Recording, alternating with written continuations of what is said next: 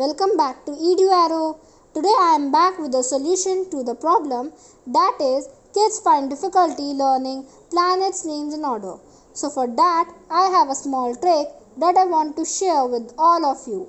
For that trick you have to learn a sentence. The first sentence is my very efficient memory just summed up 9. Now take the first letter of every word like M from my, V from very, E from efficient and so on. All the first letters of the words are written on the screen. Here M stands for Mercury, V for Venus, E for Earth, M for Mars, J for Jupiter, S for Saturn, U for Uranus and N for Neptune.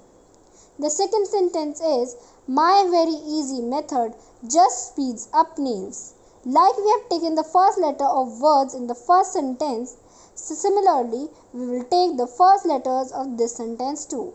Like M from my, V from very, E from easy and so on.